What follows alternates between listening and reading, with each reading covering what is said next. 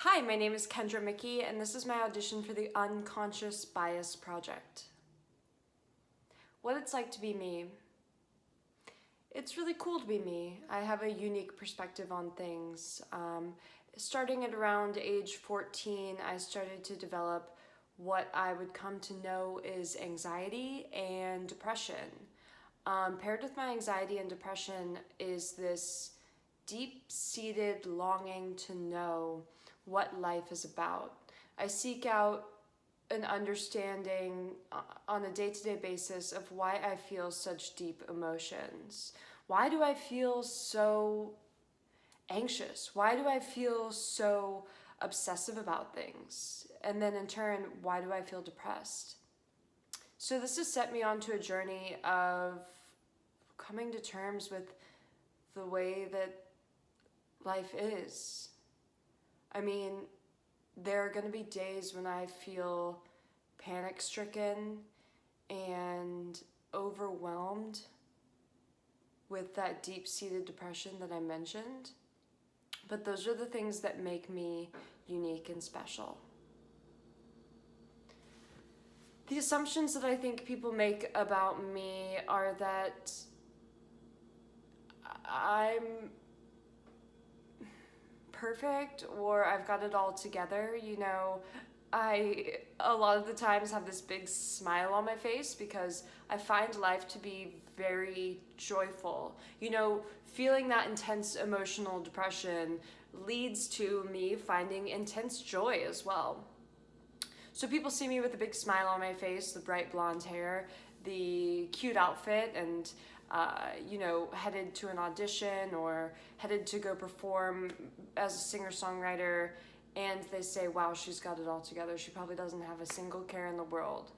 Not knowing all of the footwork and all of the self-care and self-evaluation and reconstruction and thinking and rehashing and rethinking and rehashing and then rethinking some more and then maybe crying in my closet. Those moments aren't necessarily seen when you just meet me out on the town. And this used to make me feel like I had to be Susie Cream Cheese every single time I met someone. Everything's great. I'm super positive, and no, I don't have a care in the world. This made me feel detached from who I really was because I wasn't being honest with people, and then when I would be honest with people, I'd say, well, it was hard for me to leave the house this morning because I got scared of the way that people would look at me, and I was nervous to the point of it being hard to hold on to my car keys, and it took me like 5 minutes just to lock my door and walk away because here comes that obsessive thinking. I'll lock the door and then I'll be like, okay, I locked the door. And then I'll check the doorknob. I'll be like, the door's locked. I'll check it again. The door's locked. And then I'll check it again. And then I'll push on the door and I'm like, the door's locked. And then I'll push on the door again and then I'll walk down the hallway. And sometimes after like 15 feet of walking down the hallway, I'll be like, did I lock the door? And I'll be like, of course I locked the door. And I'll make myself go back and check it. Because I'd rather do that than get in the car, drive all the way out onto the street and then be like, I need to turn around and go make sure that I locked the door. And so when I get somewhere and then I separate that. I say, okay, now I'm gonna walk in and present myself as if everything's okay.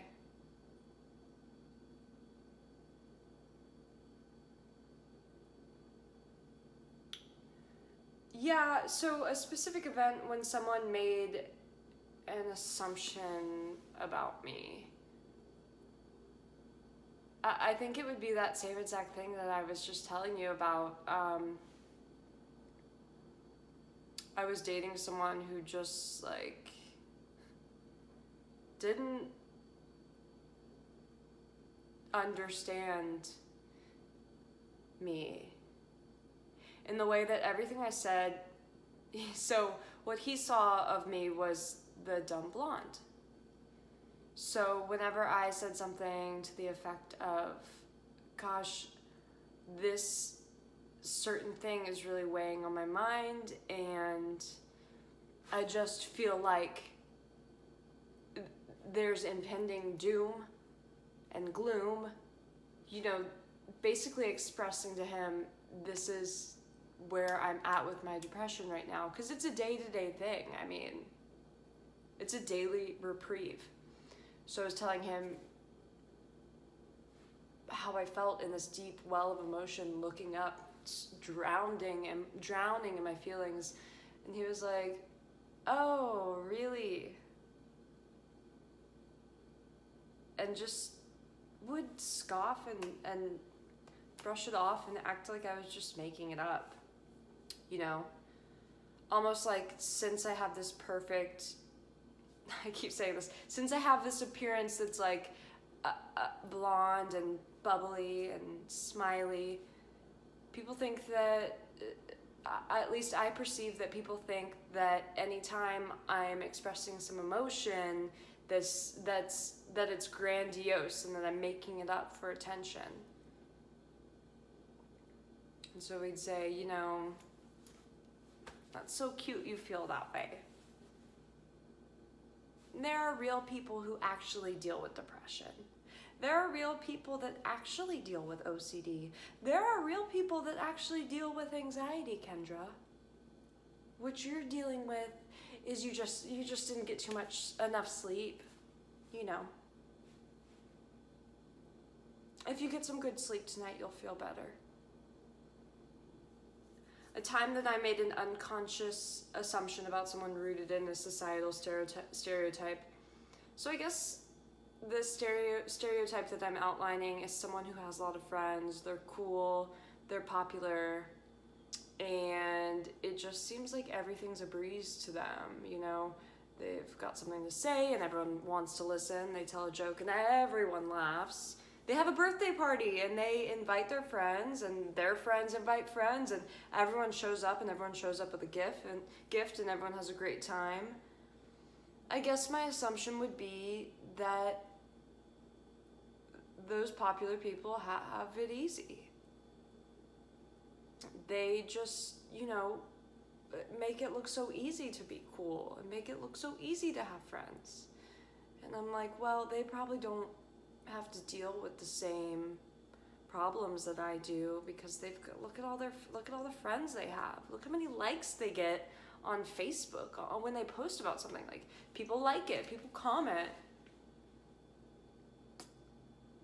So it must be easy to be them.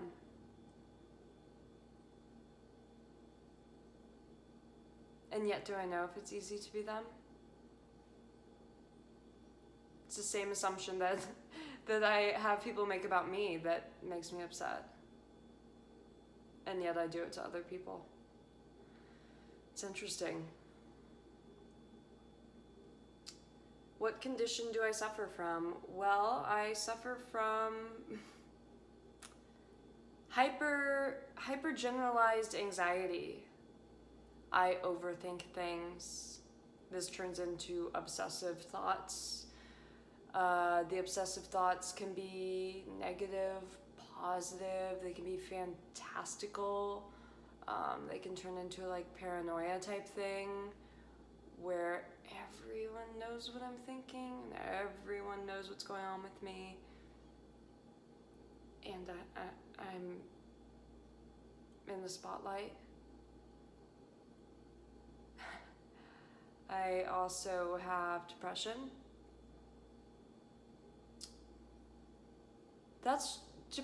My anxiety has gotten a lot better. My depression is something that I just have come to accept. My depression has become something I've learned I have to accept. Because then it gives me the power to choose to be happy in a certain situation. So then I can turn from focusing on the negative or whatever it is, that thing that's like hey, life is sad, feel sad, I can reframe my train of thought, look at something different in my life and say, the sun is out, the weather is 76 degrees, I have enough gas in my car to get where I'm going today. You know, I'm healthy. There's so many things to be grateful and positive for. And then the big kicker is that I am, how do I say this? In the past, I used to drink a lot, which would help me escape my anxiety. It would accentuate, but also help me temporarily escape my anxiety so well.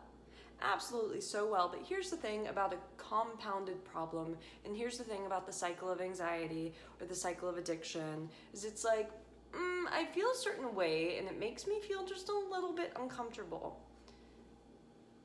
Enter the self-medication, then it's like, I feel better.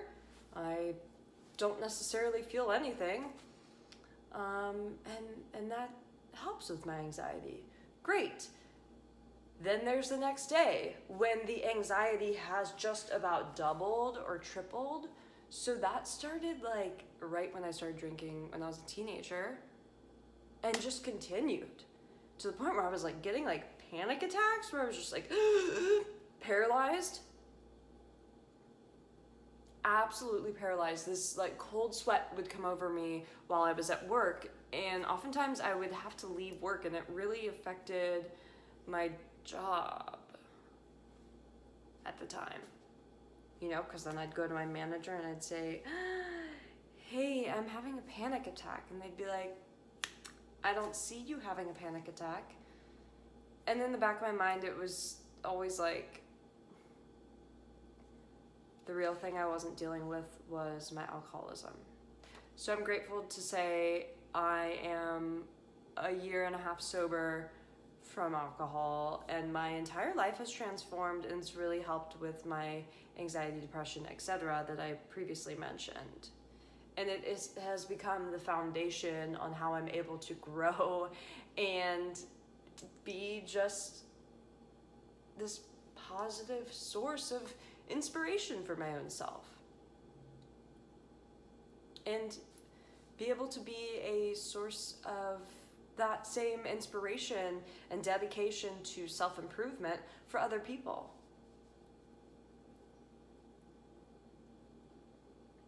So how has this condition impacted your work life?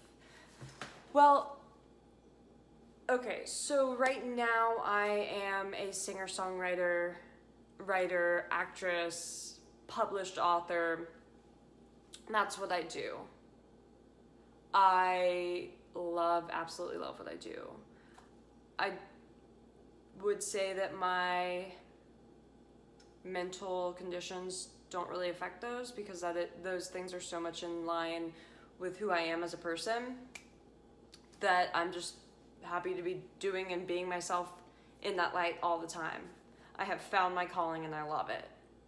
So let me tell you about some experiences in the past. I used to work in food service, and it's a really high-strung environment. People are, on the clock, working hard, answering to customers, answering to managers, talking to the kitchen, all of that. And it's high stakes. I mean, it's high stakes. You're on your feet all day, and it would cause me to have such immense panic attacks. Hi, I'm so sorry it's taken me 5 minutes to get to your table. How can I help you? And they're like, it's taken a whole 5 minutes for you to get to our table. what you can do to help us is go get the manager and bring him over here. And I'm like, oh my gosh, these people want to barbecue me. And I would internalize it. And basically every single time I'd go to work, I would have a panic attack. Basically every single time. So it's like this hot flash that comes over. I'm like, I can't feel my feet. Everything about me is wrong.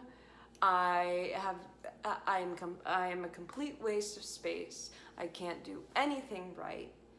Everyone hates me. I can't feel my legs now.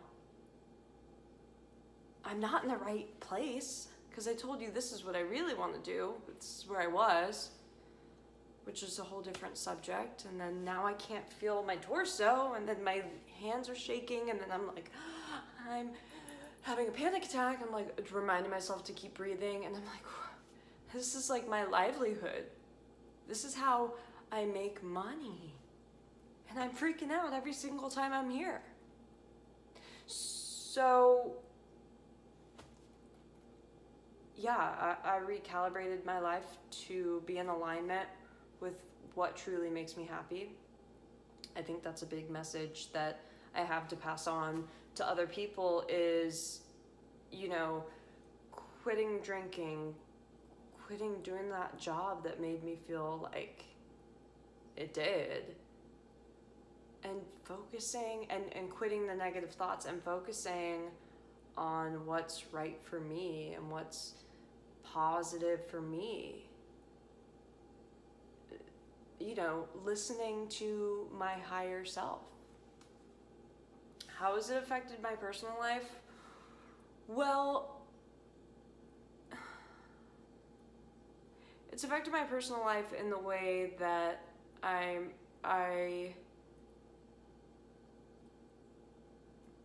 want to let people in so entirely to my life, but I almost feel like I have to warn them.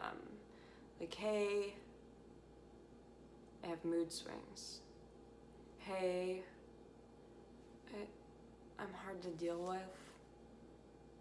Hey, I might call you and say, hi, I just need to talk to someone and tell someone I locked my door. I locked the door. Hey, I locked my door. It's with romantic relationships, it's probably, with friendships, it's like cool. My friends are like, yeah, you locked the door. Like, you totally locked the door. With relationships, it gets to be a little bit more challenging because with a romantic partner, it's like, I'm also taking out that emotional strife within myself, because now it's like, when I have a relationship with another person, I'm like, hey, you're an extension of me. So everything that I do to my own self in my mind, you are also going to experience. And I'm so thankful for it. But at the same time, do you have to like do that right now? Sorry. Thank you. I mean, it is what it is. Okay, I'm not that bad, but if you get really close to me, I mean, I want to be able to be my authentic self. So if I'm having high feelings of anxiety, I will say, hey, look, I'm having just this such anxiety right now, and I really just need you to sit down and chill, and then can you tell me that everything's gonna be all right and rub my back, please? And also, can you tell me that you love me, because I'm sorry that I'm pouring all of my emotions onto you and expecting you to be able to deal with them just as I have learned to.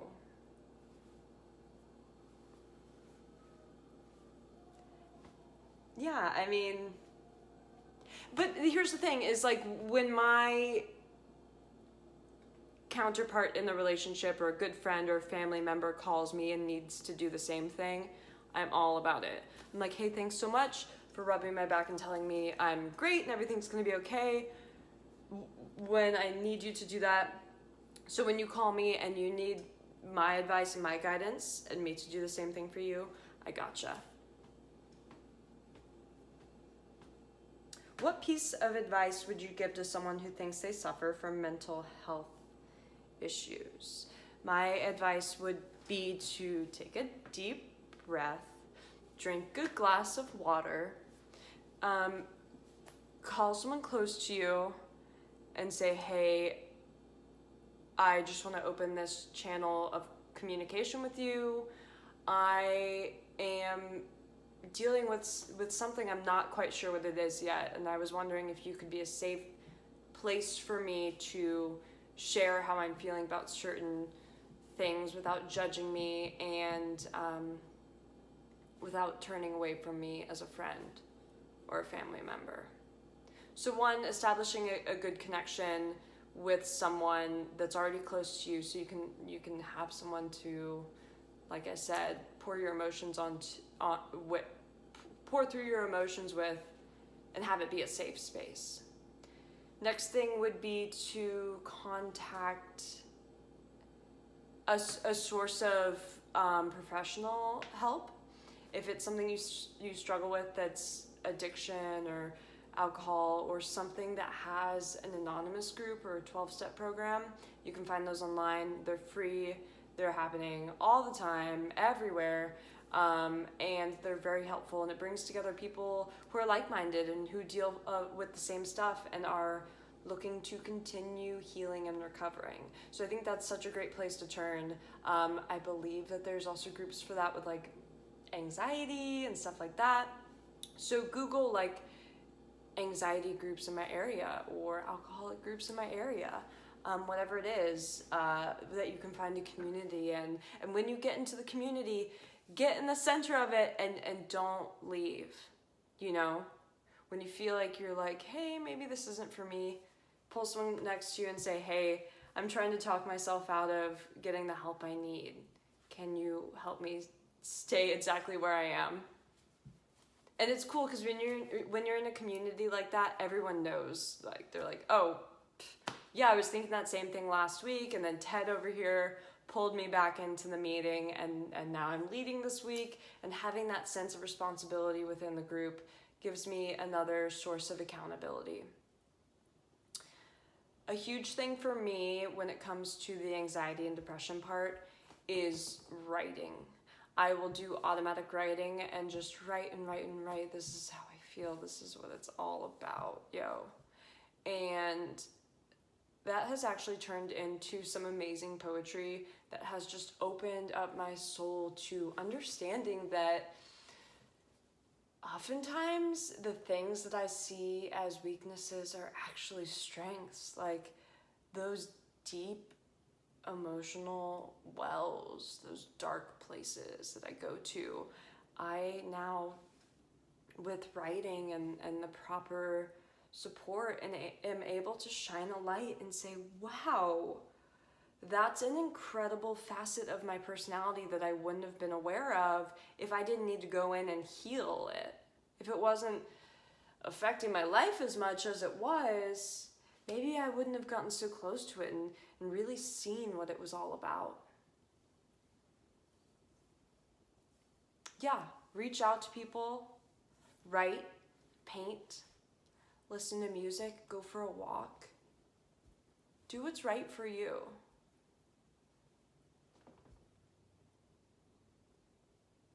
And you'll be able to make it through. Thanks so much for listening today. Again, my name is Kendra Muecke. I appreciate your time.